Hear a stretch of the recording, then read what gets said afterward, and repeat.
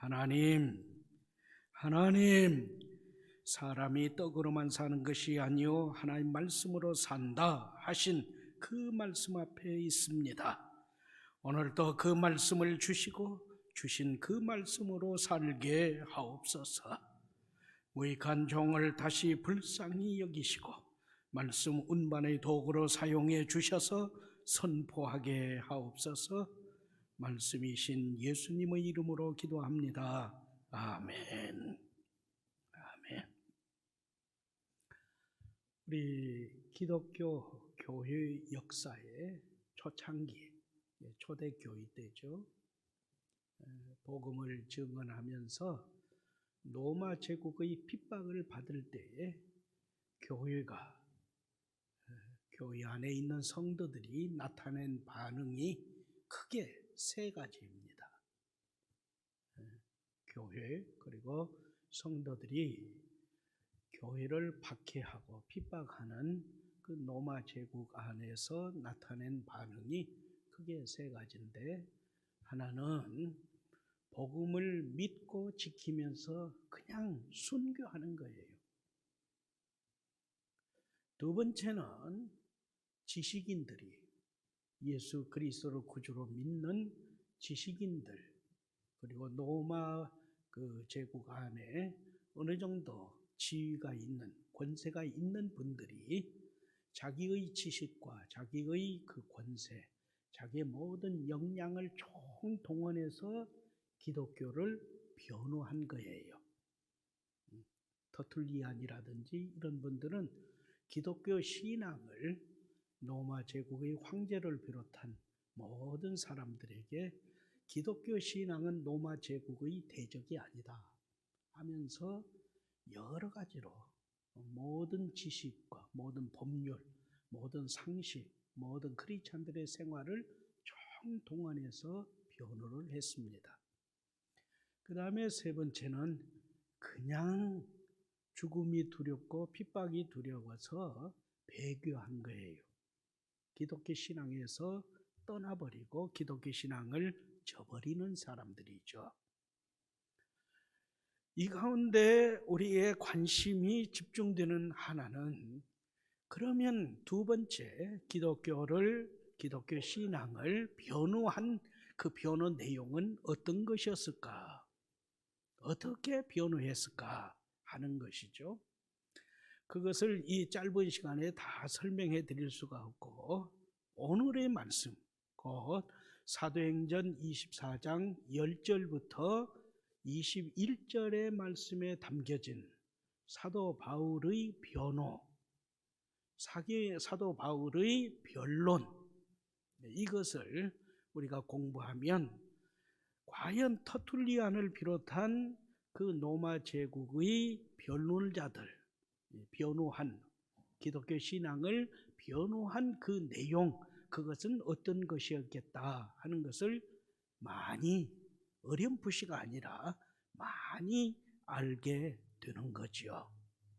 그런 의미에서 여러분, 오늘 여러 가지 생각, 잡념, 다른 생각들 모두 떨쳐버리시고 오늘의 말씀에 집중해 주세요. 기독교 신앙은 어떤 것인가? 왜 우리가 이 기독교 신앙에 젖어 살아야 하는가? 이것을 공박하는 자들에게 기독교 신앙은 이것입니다 하면서 우리의 신앙을 분명하게 증언하는 것이죠. 자, 시작합니다.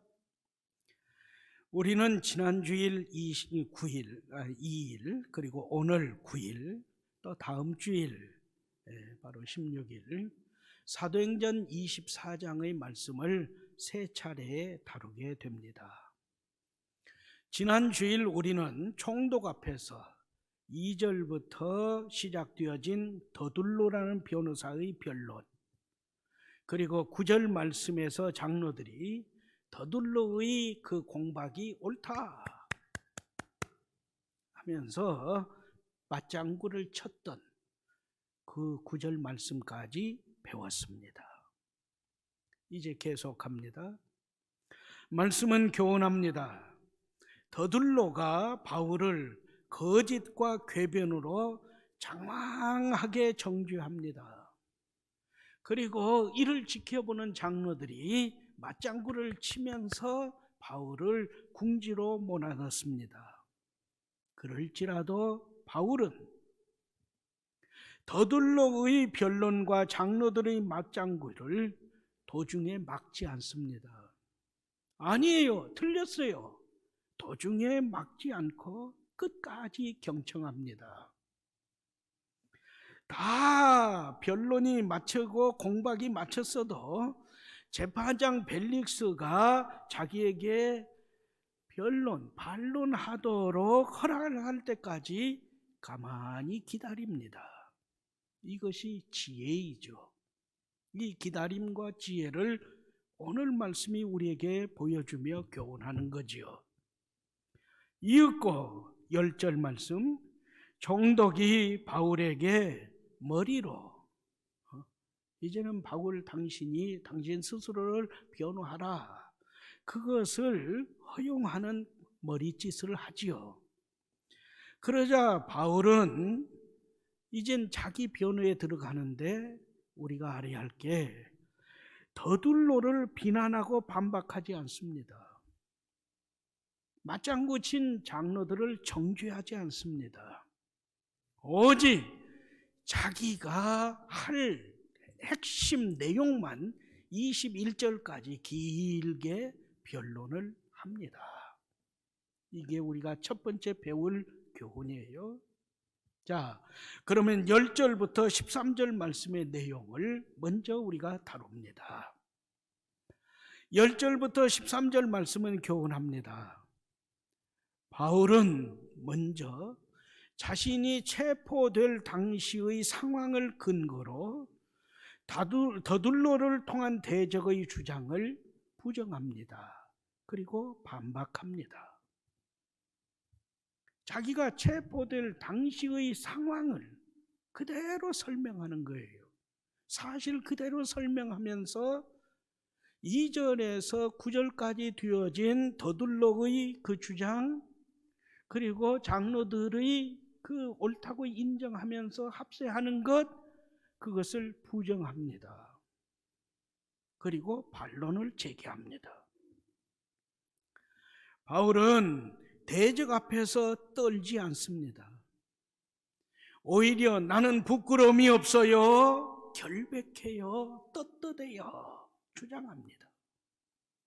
먼저 그는 23장 1절 2절 상황, 그 대제사장 아나니아가 편파적으로 산헤드린 공회의에서 자기 재판을 끌어갔잖아요. 그런데 지금의 이 상황은 총독 벨릭스 앞에서 재판을 받는데 보니 비교적 공정한 재판관으로 재판을 이끌어가는 거죠. 그것에 감사하다는 인사를 합니다. 먼저 예의를 갖추는 거죠. 그러지만은 총독의 비유를 마치려고 아부하거나 아첨하는 더둘로의 모습은 바울에게서 찾아볼 수 없습니다. 떳떳하다는 것이죠. 자, 그러면 10절부터 13절 말씀 제가 설명합니다. 보시면서 맞춰보세요. 총독께서 다시 한번 천부장을 비롯한 내 기소 내용을 살펴보시면 아시겠지만 나는 11절 예루살렘에 예배하고 구제하려고 왔습니다. 내가 예루살렘에 온 것은 누구와 싸우고 누구를 모욕하고 짓밟으려고 온 게 아닙니다. 12절 내가 예루살렘에 온 지 12틀밖에 안 됐습니다. 그 12틀 중에서도 엿새는 로마 감옥에 있었습니다. 엿새 동안은 내가 예루살렘 그리고 예루살렘 성전에 있었고 그 다음 이들에 의해서 내가 죽음 직전에 있었지만은 천부장이 나를 보호한 뒤로 엿새 동안은 이 예루살렘 군대 진영의 감옥 그리고 이 가이사랴에서도 군대 감옥에 있었습니다. 이 짧은 시간에 내가 어떻게 백성을 선동하겠습니까? 백성과 작당하겠습니까? 백성을 부축해서 소요를 일으켰겠습니까? 그리고 한 가지 더요. 나는 지금까지 어떤 죄목을 하든지 단 한 번도 총독 앞에서 죄수로 재판받은 일이 없습니다. 나는 깨끗한 사람입니다. 13절, 지금 나를 고발한 사람들은 그 이틀 동안에 내가 이랬다 저랬다 그랬다 하고 여러 가지로 고발하지만 어느 한 사람도 내가 성전에서, 회당에서, 예루살렘 성내에서 논쟁을 하거나 선동을 했다고 하는 것을 본 사람이 없습니다. 왜냐하면 나는 당시 혼자 있다가 예배를 드리고 제사를 드리다가 나를 고발한 저들에게 까닭없이 체포되었습니다. 그러기에 저들은 지금도 총독께 그 어떤 증거도 제시하지 못하고 있습니다. 나는 더둘러가 5절부터 8절 말씀의 내용으로 정죄한 위험 인물이 아닙니다. 나는 공공의 적도 아닙니다. 오히려 나를 허위로 고소하여 이 법정에 세운 저 사람들이야말로 나의 명예를, 내 자유를, 내 생명을 훼손한 사람들이고 이 법정 그리고 법정의 재판장인 총독을 모욕한 장본인이라 하겠습니다. 이것이 10절에서 13절 말씀에 사도 바울이 자기를 죄인으로 몰아세워서 총독의 법정에 세운 그들의 주장을 아니다, 부정하면서 공박하는 내용입니다. 이 말씀을 들여다볼 때 무엇을 배우십니까? 말씀은 바울의 지혜로운 반론을 우리에게 보여주면서 분명하게 교훈합니다. 당시의 상황을 사실대로 설명을 함으로 더둘러를 통한 대적의 고소가 허구임을 드러낸 바울의 반론을 눈여겨보세요. 그렇습니다. 사실에 근거한 그리고 정직하고 성결한 삶에서 비롯된 가감 없는, 더하지도 않고 빼지도 않는 상황 설명은 성도가 하나님 앞에서 그리고 사람 앞에서 소유해야 하는, 지녀야 하는 최대, 최고, 최선, 최상의 무기입니다. 그렇습니다. 성도는 막무가내로 생떼를 뜨고 억지 부리는 사람이 아닙니다. 그래서도 안 되고 그럴 수도 없습니다. 그것은 기독교 신앙을 욕되게 하는 일입니다. 성도는 자신의 삶, 그리고 자신의 삶에서 나타나는 삶의 정황을 사실대로 정직하게 성결한 생활로 보여주고 말을 함으로 하나님을 기쁘시게 하고 사람들, 특히 대적들의 입을 막는 온전한 삶으로 밝히 드러내며 보여주어야 합니다. 할렐루야. 그것이 10절부터 13절 말씀을 통한 우리에게 주시는 교훈입니다. 베드로 사도 역시 우리에게 말씀으로 교훈하죠. 우리가 범죄하여 세상의 정죄를 받고 사람들의 손가락질을 받는다면 그것이 무슨 복음을 증언하는데 유익하겠는가? 오직 언행심사에 성결한 삶으로 온전한 삶을 이루어서 우리의 믿음과 우리의 복음이 온전하게 증언되어지는 그 삶을 살아가세요. 고수하세요. 할렐루야.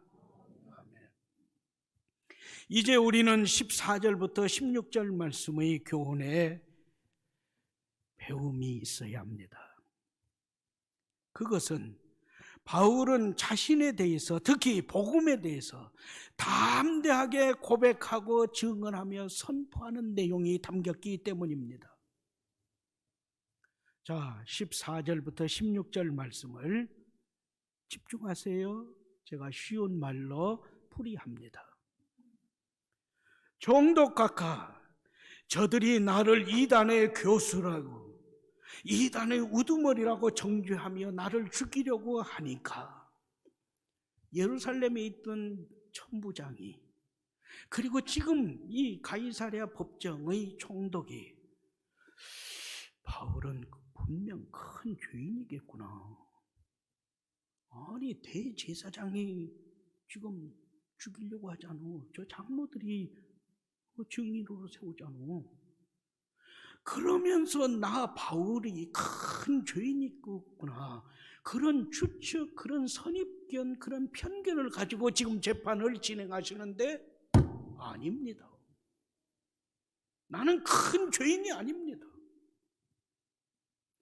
이제부터 저들이 나를 박해하는 진짜 이유를 내가 믿는 신앙과 함께 밝히 지적하며 말씀드리고 변호하겠습니다. 종독각하, 들어주십시오. 나는 우리 조상들이 섬긴 하나님을 믿고 섬기고 예배드리는 진짜 신자입니다. 나는 아브라함, 이삭, 야곱, 요셉, 모세, 다윗, 내 조상들이 섬겼던 하나님을 그대로 믿고 예배드리는 진짜 신자예요. 나는 우리 조상들이 율법과 선지자들 글에 기록된 말씀, 성경을 다 믿고 고백하고 순종하는 정통신자입니다. 나는 말씀대로 사는 사람이에요. 나는 우리 조상들이 바라고 기다리는 소망, 곧 의인과 악인의 부활, 심판, 천국의 소망을 최고 목표로 삼고 하나님 앞에서 사람들에게 항상 양심상 거리낌이 없이 살고 있는 보수적인 신자입니다. 난 이단이 아니에요. 내가 이 목적과 소망, 이 신중함과 노력, 애쓰는 수고, 힘을 다 쏟는 한 가지 이유는 나도 예수님의 부활에 참여하여 영원한 천국의 생명을 누리고자 함, 이것입니다. 바로 저들이 나를 죽이려고 하는 이유는 내가 로마법이나 그리고 우리 유대교 어떤 종교법에 어긴 죄인이기 때문이 아니라 바로 이것이 저들과 다르기 때문입니다. 설명한 거예요. 베드로전서 3장 15절 16절 말씀을 비롯해서 성경은 곳곳에서 분명하게 교훈합니다. 성도는 우리의 믿음을 폄하하고 왜곡하고 박해하는 자들에게 굴복하면서 신앙을 버리고 떠나는 그러한 비겁한 사람이 아닙니다.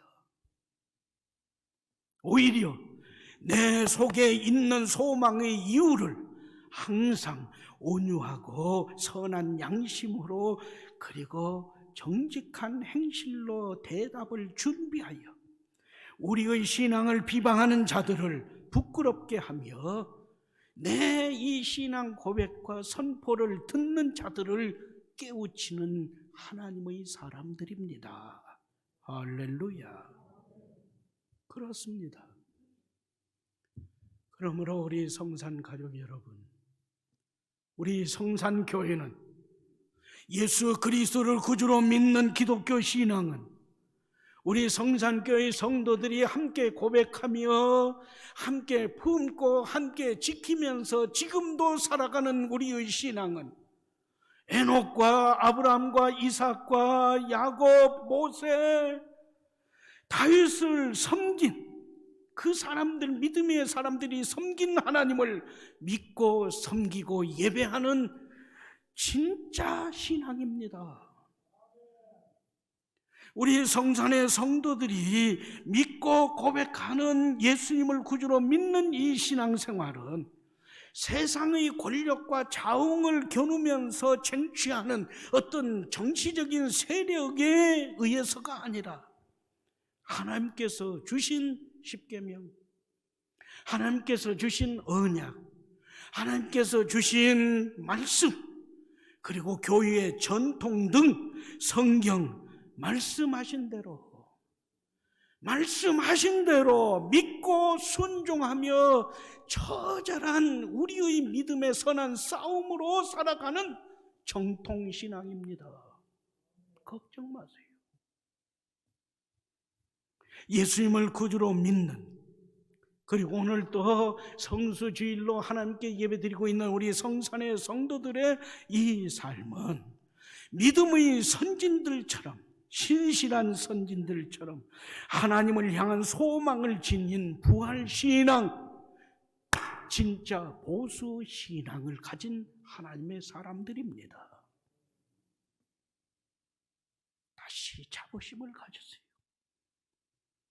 나 자신은 하나님과 사람에게 항상 부끄러움이 없이 살아왔고 살고 있고 살아가기를 염원하면서 오늘도 선한 싸움의 승리자로 살기 위해서 몸부림치면서 하늘의 도우심을 구하는 진짜 신앙인들입니다. 이렇게 담대하고 분명한 신앙 고백, 증언, 죄수로 재판받는 자리에서도 우리의 신앙을 고백하고 우리의 신앙을 증언하고 이 예수 그리스도를 구주로 믿어 부활의 생명을 품어야 한다고 선포하는 자랑스러운 성산의 성도들로 재무장해 주세요. 그것이 진짜 교회를 교회답게 하고 크리스찬의 삶을 크리스찬의 삶으로 세워서 인정을 받는 믿음의 길이기 때문이요, 말씀이 교훈하는 신앙이기 때문입니다. 할렐루야. 다른 거 없어요. 예수님이면 돼요. 하나님 말씀 붙잡으면 돼요. 그리고 예수 그리스도 안에서 하나님의 말씀에 온전히 순종하면서 부활의 소망, 하나님 나라를 앙망하면서 오늘도 믿음을 지키고 달려갈 길을 달리고 선한 싸움의 승리자로 오늘의 삶을 하나님의 도우심 가운데 채워가는 성산의 성도들이 되기를 주님의 이름으로 축원합니다. 아멘. 이후 17절부터 20절, 21절 말씀은 교훈합니다. 예수님을 구주로 믿는 자신의 신앙 고백과 복음을 증언하고 선포한 바울은 자신을 박해하는 자들, 그 자신을 이 법정에 세운 자들의 부당함을 복음은 물론이고 세상의 법과 세상의 지식과 세상 사람들의 상식, 이 모든 것을 총동원하여 지적하면서 그들을 정죄합니다. 그리고 그들에게 나의 유죄를, 내가 죄인이라는 것을 증명할 증거를 제시해 보시오. 담대히 말을 하고 있습니다.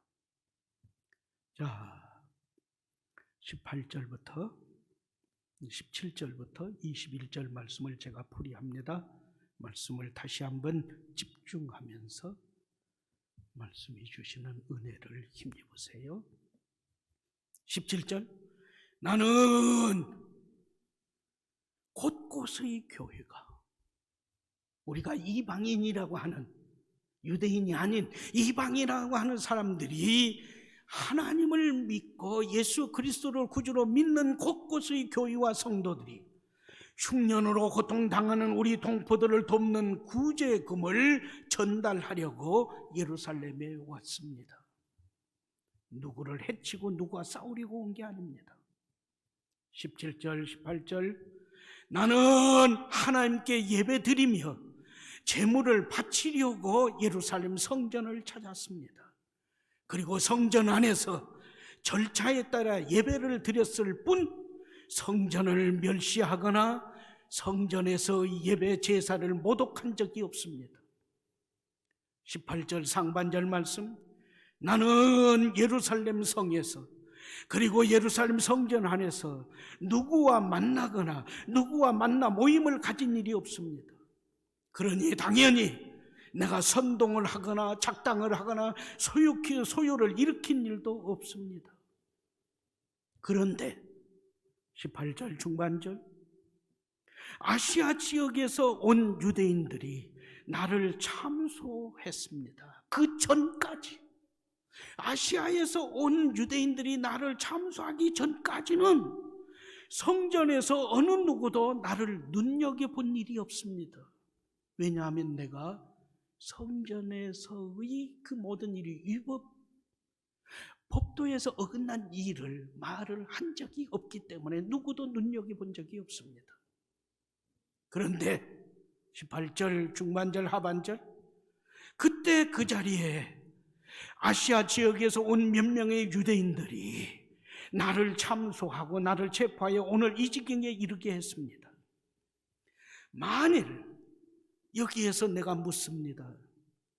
만일 내가 성전에서 어떤 불법을 범했다면 그들이, 아시아에서 온 그 유대인들, 나를 굿하여 죽음 직전에 몰아갔던 그 유대인들이 산헤드린 공의에서 그리고 총독 가깝게 고소하고 고발했어야 마땅합니다. 그런데 산헤드린 공의에서, 이 법정에서 그 사람들, 아시아에서 온 유대인들, 나를 굿하고 죽음 직전에 몰아갔던 그들은 한 사람도 보이지 않습니다. 왜 그럴까요? 왜 그럴까요? 그것은 간단하지 않습니까? 총독 각하, 로마 법은 고소한 후에 고소한 자가 법정에 출석하지 않으면 우리나라 법과는 달라서 중벌로 다스렸어요. 네가 고소했잖아. 근데 왜 고소한 네가 법정에 출석하지 않아? 두 번째, 고소를 해놓고 재판이 진행 중에 그것을 취하하면, 나 이제 더 안 할랍니다 하면 그를 우리나라 법과는 달리 중벌로 다스렸어요. 이게 뭔 일이냐? 고소 고발해서 재판이 진행되면 끝까지 가야지. 너한테 지금 뭐가 있잖아. 세 번째, 무고한 자를 중벌로 다스렸어요. 지금 바울이 그걸 얘기하는 거예요. 왜 성전에서, 아시아에서 온 그들이 나를 굿하면서 성전에 있는 모든 유대인들을, 나를 눈여겨보지도 않던 유대인들을 선동해서 나를 죽음 직전까지 몰고 갔는데 그들이 지금 하나도 보이지 않습니까? 살해드린 공의에서도 그들은 나타나지 않았고 이 가이사랴 총독의 법정에도 그들은 하나도 나타나지 않았습니다. 그럼에도 대제사장을 비롯한 유대인들, 종교 지도자들이 나를 법정에 세우고 여기까지 왔습니다. 왜 아시아에서 온 유대인들이 법정에 나타나지 않습니까? 고소 고발하지 않았습니까? 그건 로마법의 엄중함을 알기 때문이잖아요. 고소 고발해서 진행을 했으면 고소인으로서 법정에 출석해야 하고 도중에 취하할 수가 없고, 무고한 것, 여기에는 중벌로 다스리는 것이 너무 겁나고 두려워서 그들이 나를 고소하지 않았던 것이고, 고소하지 않았으니까 법정에 안 나온 것이고, 지금 쏙 그들은 자취를 감춘 거 아닙니까? 그러면 아무도 나를 고소한 사람이 없어요. 고소한 사람이 없는데 어떻게 이 법이 지금 재판이 진행 중인 겁니까? 어떻습니까? 진일보에서 21절에요. 내가 법정에서 한 말은 한 가지입니다. 곧 내가 죽은 사람의 소망, 부활 증언했을 때에도 사두개인들 외에는 아무도 나를 비난하지 않았습니다. 그러죠? 산헤드린궁에서 부활을 믿는 바리새파와 부활을 믿지 않는 사두개파 사이에 싸움이 벌어져서 그 법정이 그냥 천부장이 바울을 빼돌려서 진영으로 데려갔잖아요. 바리새인 등 모든 유대 교회가 우리도 부활신앙을 믿는다고 시인했었습니다. 그렇다면 내가 산헤드린 공의와 이 법정에 서야 할 죄가 뭡니까? 총독께서 밝혀주세요. 이게 지혜입니다. 정확하잖아요. 그래서 다음 주일에 상고하겠지만 총독 벨릭스가 재판을 끝내버립니다. 진행을 못해요. 말씀은 바울의 종합적인 무죄의 주장을 우리에게 보이면서 교훈합니다. 바울은 막무가내로 억지 부리지 않았어요. 아이고, 나 어찌 될까요? 나 용서해 주세요. 질질 짜면서 비겁한 모습 보이지 않았어요. 그는 정확하게 모든 일을 분별합니다. 바울은 백성을 위한 구제, 말씀대로 온전히 순종, 범죄한 전력이 없는 준법과 성결한 생활과 정직한 생의 생활, 부활신앙에 대한 부당한 재판 행위 등을 종합하여 지적하면서 자신의 무죄를 강변했습니다. 말씀은 교훈합니다. 위기에서도 침착하고 대담하게, 그리고 하나님의 말씀을 비롯한 부활신앙을 비롯하여 세상 법정의 모든 일들을 종합하여 자신의 무죄를 변증하는 이 지혜를 배우세요. 부활신앙의 선포는 우리에게 분도전을 안겨줍니다. 제발 무지한 것을 내세우지 마세요. 무의미하고 비겁하고 과거의 악행을 일삼은 것, 이것은 자랑할 것이 못되고 오히려 발목을 잡히는 비참한 몰골이 될 뿐입니다. 여기에서 우리는 하나 더 나아갑니다. 그러면 이와 같이 바울의 무죄가, 바울의 이 주장이 바울의 것임 그뿐이었을까요? 아닙니다. 예수님은 누가복음 21장 12절부터 15절 말씀에서 이렇게 교훈합니다. 너희가 내 이름으로 말미암아 너희를 임금들과 집권자들 앞에 끌어갈 것이다. 그때 그 자리에서 너희는 변명할 것을 미리 궁리하면서 어떻게 대답하고 어떻게 나를 변호할까 염려하지 마라. 내가 너희의 모든 대적이 능히 대항하거나 반박할 수 없는 구변과 지혜를 너희에게 채워주리라. 할렐루야. 말씀은 교훈합니다.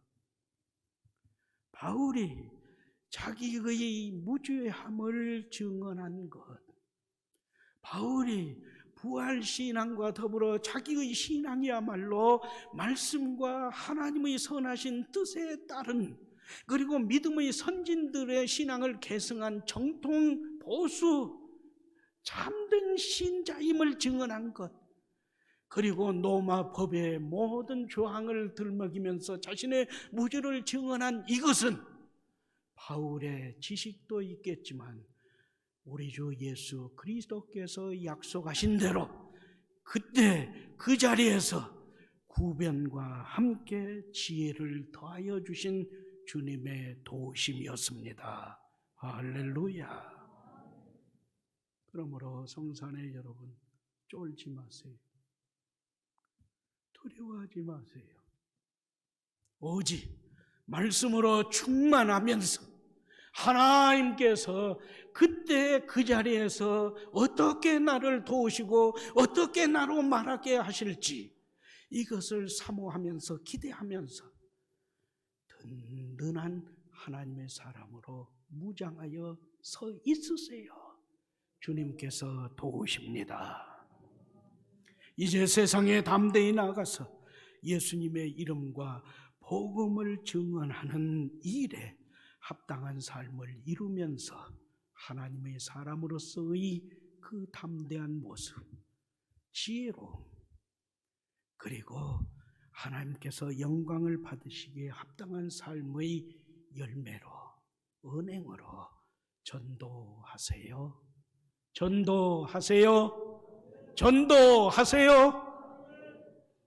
하나님, 오늘도 저희 각 사람에게 말씀으로 재무장시켜 주시니 감사합니다.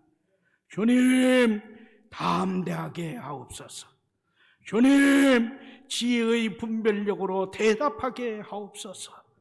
예수님의 이름과 복음, 교회가 회방받지 아니하는 성결의 삶으로 살게 하여 주시옵소서. 예수님의 이름으로 기도합니다. 아멘.